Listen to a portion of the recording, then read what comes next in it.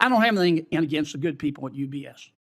But the smart play here for you is to release these documents and let Mr. Borofsky finish his report and let the chips fall where they may, and then in front of God and country, if you owe more money, then by God, pay it. John Kennedy zeroed in on UBS and its handling of Credit Suisse's historical liabilities, raising troubling questions about accountability. Thank you, Mr. Chairman. Mr. Korofsky, you are a senior executive at UBS, is that correct? Yes, Senator. And several years ago, UBS bought Credit Suisse, is that correct? Yes, Senator. And in doing so, UBS assumed Credit Suisse's assets and liabilities, didn't it? Yes, Senator. Okay.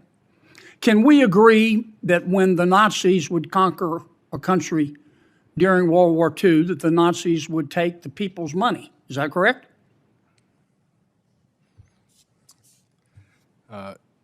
I'm not sure what you mean by that, Senator. Sure you know what I mean.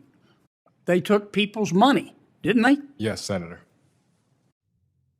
And that includes the money of Jewish people, is that correct? Yes, Senator. And the Nazis not only took their money, they took the hair from Jewish people and their teeth and sold them, didn't they? Yes, Senator. And they took the Jewish people's labor, didn't they? Yes, Senator. And ultimately the Nazis took the lives of many Jewish people, didn't they? They did, Senator. And the Nazis took all this money and put some of it in Credit Suisse Bank, didn't they? They did, Senator. Why did Credit Suisse take this money? Thank you for that question, Senator. UBS and Credit Suisse's conduct, behavior during World War II was terrible and shameful. Why did Credit Suisse take this money? They took the money to presumably profit from it at that time. Yeah, Credit Suisse took the money because they wanted to make money off of it, right? It seems so, Senator. And not only did Credit Suisse take this money, but Credit Suisse also helped many of their customers, Nazis, actually escape after Germany lost the war. Isn't that true? Through the rat lines, yes, Senator. Rat lines. They call them rat lines. Now, some in the Jewish community pointed this out to Credit Suisse. And Credit Suisse decided to hire Mr. Borofsky. Is that right? Yes, Senator. And Mr. Borofsky did his job, didn't he? He has, Senator. And in fact, he did his job so well that Credit Suisse fired him. Isn't that right? Senator, I wasn't a part of those decisions. Are you saying he did a bad job? We are grateful for rehiring Mr. Borofsky, and he has done tremendous work. Come on, Mr. Borofsky. Let's be honest here. You're under oath. They fired Mr. Borofsky, they meaning Credit Suisse, which you now own, because he was doing his job, didn't they? I wasn't part of Credit Suisse at the time, Senator, so I am unaware. You believe in the tooth fairy? I do not anymore. Do you believe in the Easter Bunny? Not anymore, Senator. Do you believe that Jimmy Hoffa died of natural causes? I don't have a comment on that, Of course Senator. they fired him because he was doing his job. And then UBS bought Credit Suisse, and UBS, kudos to you, you rehired Mr. Borofsky. Is that right? We did. And he's rocking along doing his job. Only he gets too close again. And UBS has decided to take some of the relevant documents, this is pretty slick actually, and give these documents to its lawyer and claim attorney-client privilege. Isn't that right? With due respect, Senator, this is our investigation, which is being supervised by Mr. Borofsky, and we have provided cooperation. You didn't take these documents and give them to your lawyer because you wanted your lawyer to disclose them at a press conference, did you? You gave these documents to your lawyer to hide them, didn't you? Maybe I can... I'm not talking to you, Counselor. I'm talking to Mr. Korofsky. No, not to hide them, Senator. Oh, you didn't? Well, why'd you do it then? Out of the goodness of your heart? No, as... in the interest of justice? As my colleague mentioned, we've been fully cooperative. You haven't turned over these documents.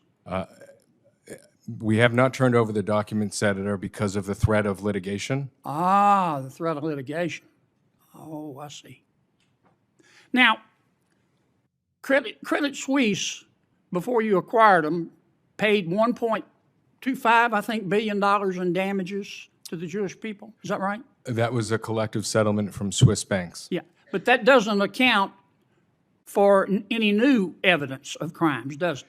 It does, Senator. It's for known and unknown claims, and the larger so- portion is for unknown claims. So that's what this is all about. You don't want to pay any more money, do you? No, the $1.25 billion is for known and unknown claims. So your position is that Credit Suisse, whose liabilities and assets you assumed, paid $1.25 billion, and you're not paying a penny more. Is that right?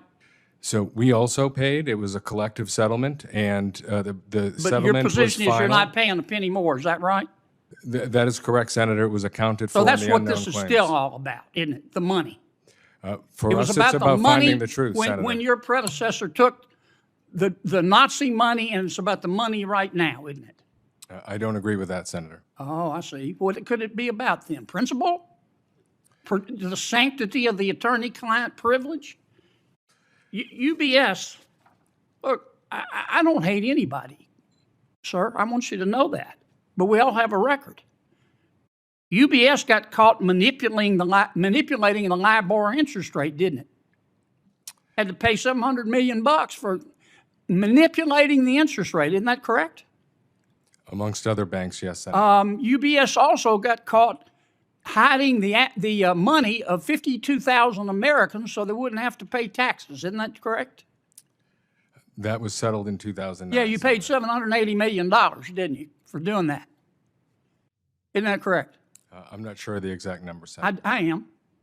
UBS also, just in recent history, decided to debank people whose politics you didn't like, didn't you?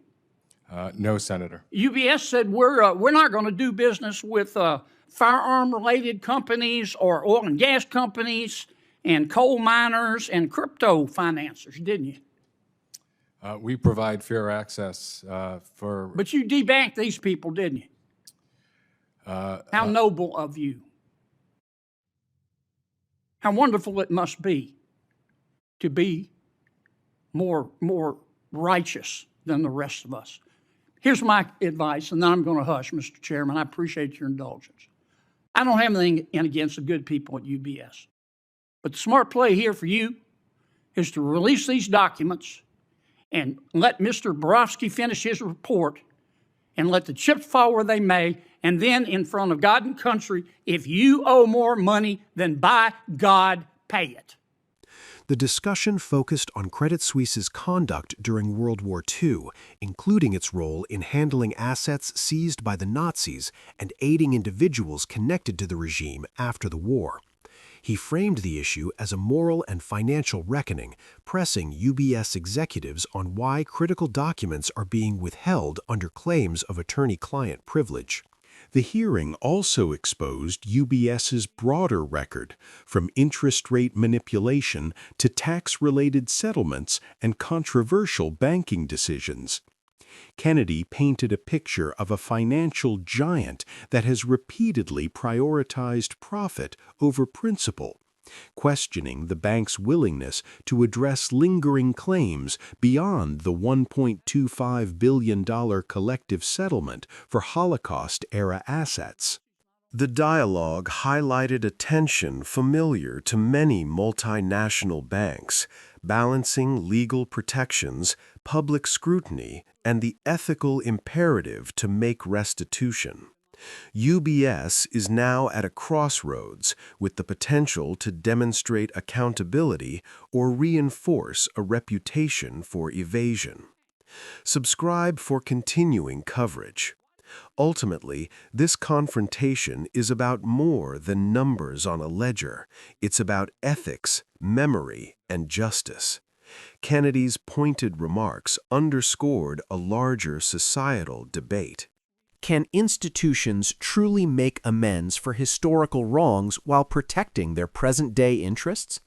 My view is that transparency is non-negotiable.